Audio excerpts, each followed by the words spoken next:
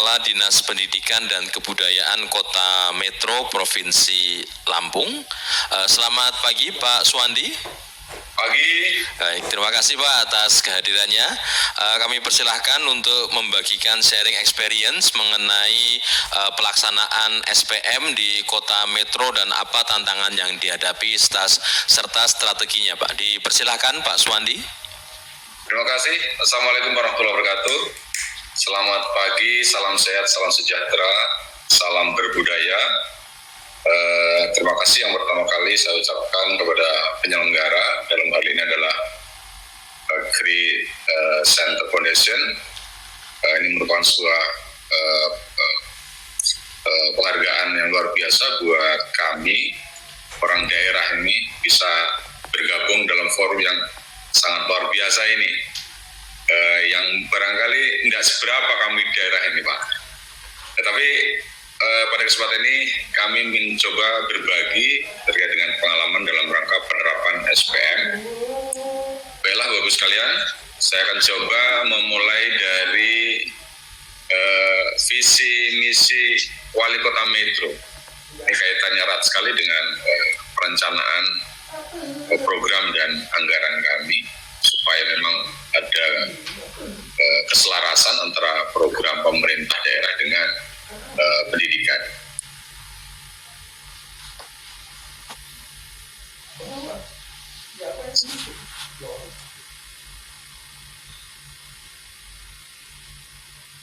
Ini Bapak sekalian, visi Kota Metro, terwujudnya Kota Metro berpendidikan, sehat, sejahtera, dan berbudaya.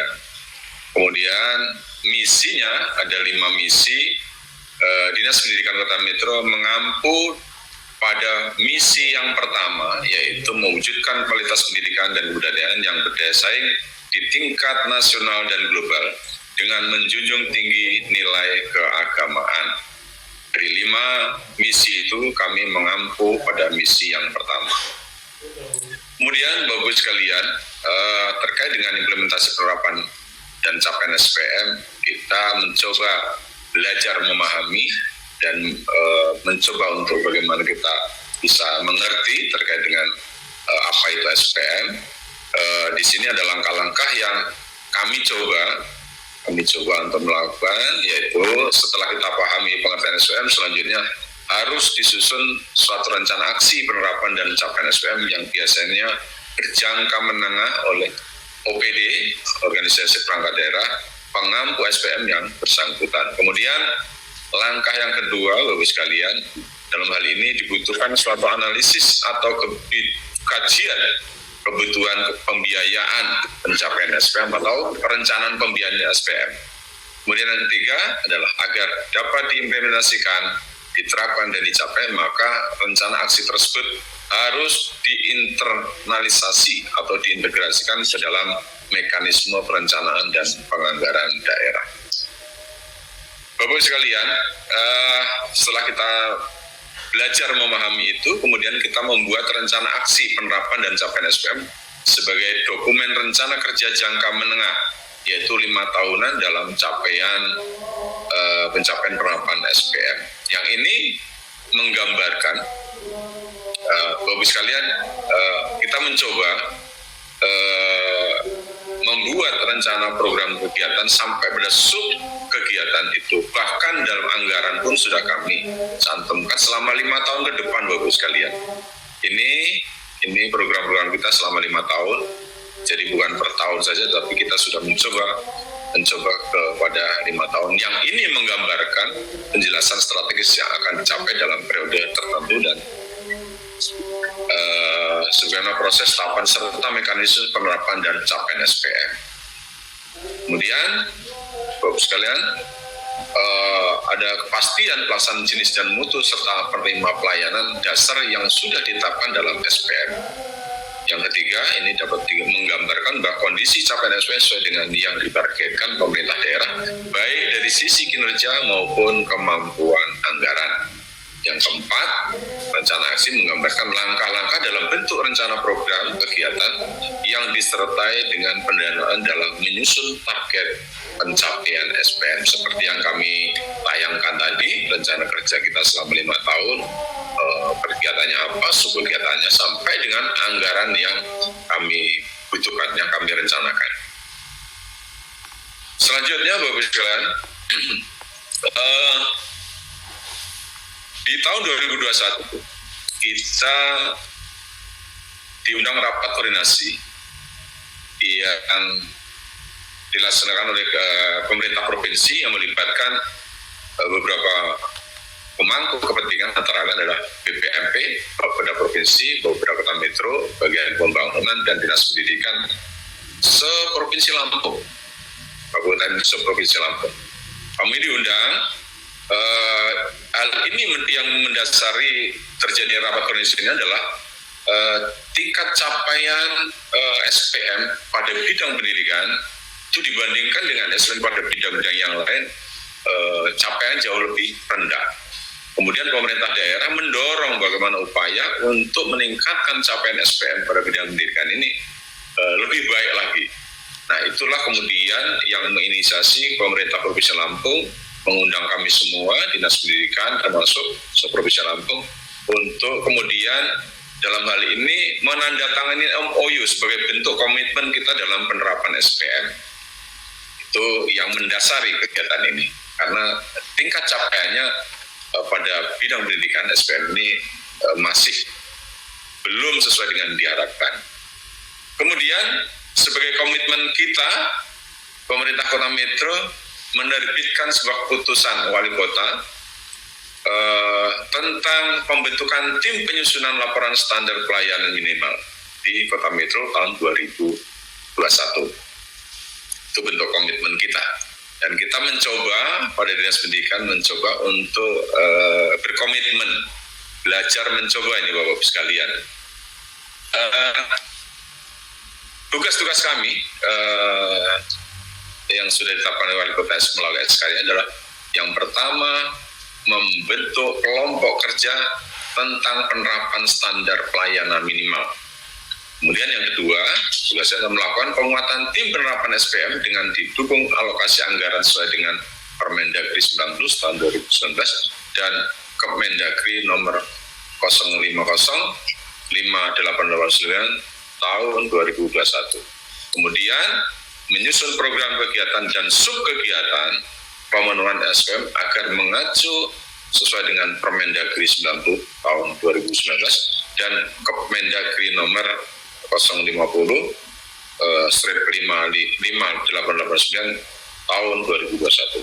Kemudian tugas berikutnya adalah menyusun rencana aksi melalui penetapan peraturan kepala daerah, dan yang terakhir adalah melakukan evaluasi dan monitoring program kegiatan standar pelayanan minimal.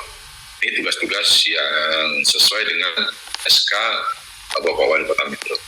Kemudian setelah kita mencoba menerapkan itu, Bapak sekalian, tren capaian SPM Kota Metro secara keseluruhan dari tahun ke tahun, ini sejak tahun 2019 sampai 2021 ini capaiannya hanya menyentuh pada angka 80-an persen, tetapi alhamdulillah di 2022 barangkali itu adalah kerja-kerja kita semua, kerja-kerja kita bersama. Kami didukung oleh sekretaris yang luar biasa, Kasubag Perencanaan dan para kabid. Alhamdulillah bisa mencapai lebih baik dari tahun sebelumnya. Tepatnya di tahun 2022 SPM kita sudah 99,38% capaian. Dan ini tidak pernah kami bayangkan, tidak pernah kami berpikir sejauh itu. Pokoknya kami hanya belajar mencoba melakukan sebuah aksi-aksi yang sebagai bentuk komitmen kita, Bapak Ibu sekalian. Alhamdulillah capaiannya cukup membanggakan menurut kami. Kemudian Bapak Ibu sekalian, ada beberapa program yang bisa kita laksanakan, Bapak Ibu sekalian, yang bisa kita tawarkan. Program kerja dalam rangka menurunkan angka putus sekolah dan menurunkan angka kemiskinan. Rasanya memang agak sedikit aneh, apa urusannya Dinas Pendidikan kok membicarakan terkait dengan angka kemiskinan. Rasanya kok mungkin agak aneh barangkali Bapak Ibu sekalian. Tapi ini kami mencoba untuk melakukan ini karena kondisi yang ada di Kota Metro nampaknya kita harus berkolaborasi. Dan ini langkah-langkah yang sudah kita lakukan, program-program kegiatan yang kita coba lakukan adalah membentuk kelompok kerja yang melibatkan satuan pendidikan, seluruh satuan pendidikan kita libatkan. Kemudian kelurahan, kecamatan, perguruan tinggi dalam rangka untuk mensosialisasikan kepada masyarakat melalui pamong-pamong bagaimana pentingnya terkait dengan pendidikan. Kemudian termasuk organisasi perangkat daerah kita mencoba berkolaborasi dengan beberapa OPD, ada dinas sosial, ada P3, P2KB, ada Bapeda, juga kita terlibatkan dalam kegiatan ini. Kemudian selanjutnya Bapak sekalian, program berikutnya yang kami lakukan adalah pemberian beasiswa kepada siswa di Kota Metro dari keluarga prasejahtera, yaitu dengan memberikan pembagian kartu Metro Ceria Bapak sekalian. Kalau di program di Kementerian ada program Indonesia Pintar, kami juga punya program pemberian bantuan namanya dalam bentuk kartu Metro Ceria. Ini kita lakukan dan sasarannya adalah keluarga prasejahtera. Sumber datanya adalah bersumber dari data siswa yang sudah mengusulkan dalam program PIP tetapi belum mendapatkan program PIP, baru masuk dalam daftar saja. Itu yang kemudian data itu kemudian kita verifikasi, validasi, kemudian setelah itu kami tetapkan sebagai penerima beasiswa. Dalam hal ini adalah upaya kita untuk mendorong pada anak-anak yang berasal dari keluarga prasejahtera untuk tetap semangat melanjutkan sekolahnya. Jadi tidak ada alasan, tidak ada hambatan. Mudah-mudahan anak-anak dari yang berasal dari keluarga prasejahtera untuk diberikan kesempatan melanjutkan pendidikannya. Kemudian selanjutnya program yang lain adalah mengajak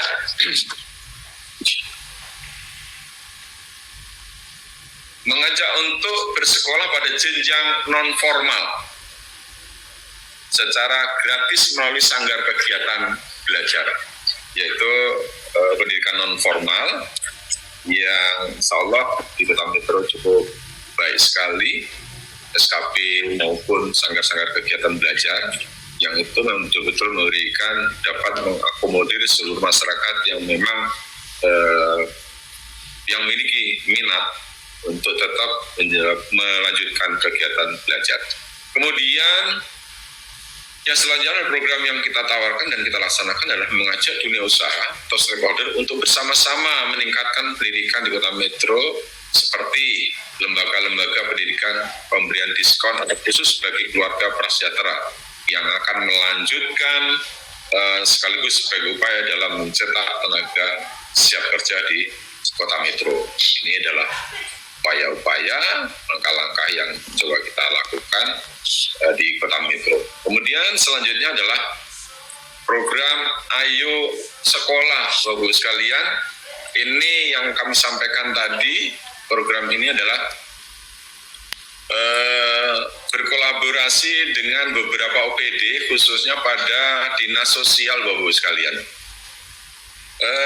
Dinas sosial itu memiliki program itu dari Kementerian Sosial, yaitu program PKH, program Keluarga Harapan. Program Keluarga Harapan itu ada 7 komponen, 3 diantaranya adalah anak sekolah, pembiayaan untuk anak sekolah SD, SMP, dan SMA. Nah, program ini adalah program bantuan sosial bersyarat. Apabila anak-anak sekolah ini kurang memenuhi persentase kehadiran sekolah, maka program ini akan dihentikan. Dan ini persoalan ini bisa kita rasakan di Kota Metro. Dengan kondisi itu maka kami bergerak bersama-sama dengan dinas terkait, dinas sosial dalam hal itu, memiliki program Ayo Sekolah. Jadi mendorong mereka, memberikan motivasi kepada mereka termasuk orang tuanya dan anak-anak untuk tetap sekolah. Karena kalau tidak sekolah maka bantuan itu akan dihentikan. Nah, sementara bantuan itu luar biasa dari sisi manfaatnya, bisa memberikan bantuan meringankan beban bagi keluarga yang berasal dari keluarga prasejahtera. Dan bukan hanya ini saja Bapak Ibu sekalian, sebenarnya bukan hanya Ayo Sekolah, bahkan kami juga punya program Ayo Kuliah. Ayo Kuliah ini bagi anak-anak yang sudah lulus SMA.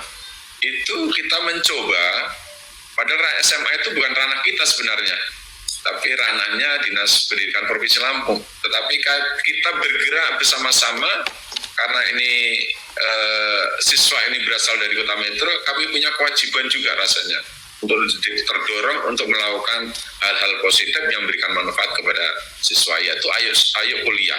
Ayo Kuliah ini bagi mereka yang keluarga berasal dari keluarga prasejahtera ini biasanya pesimis. Bagaimana saya mau bisa kuliah kalau pembiayaannya cukup besar dan kami tidak memiliki untuk pembiayaan itu.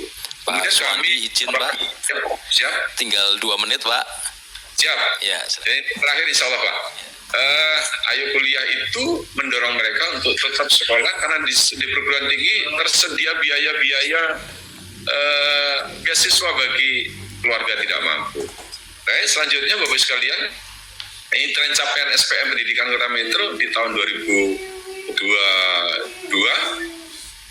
ini alhamdulillah bisa 100%, dan ini di luar dugaan kami hanya belajar mencoba, tapi alhamdulillah bisa mendapatkan hasil yang cukup baik. Ini capaian kita Bapak sekalian pada pendidikan dasar atau usia dini bisa 100%, kemudian pendidikan dasar bisa 100%, dan pendidikan kesetaraan alhamdulillah juga bisa pelaksana 100%. Itulah Bapak sekalian dengan segala keterbatasan dan kemampuan kami. Mungkin sebenarnya kami juga tidak pernah menduga bahwa capaian SPM kita bisa 100%. Tapi ini kerja-kerja kami semua, kerja bareng kami semua dalam tim untuk mengimplementasikan SPM itu sendiri. Terima kasih Bapak sekalian. Pada kesempatan ini saya ucapkan Assalamualaikum warahmatullahi wabarakatuh. Waalaikumsalam warahmatullahi wabarakatuh. Terima kasih Pak Suwandi, apresiasi setinggi-tingginya untuk Kota Metro dalam pencapaian SPM pendidikan. Saya yakin ini butuh komitmen ya, dari Permendikbud kemudian Permendagri.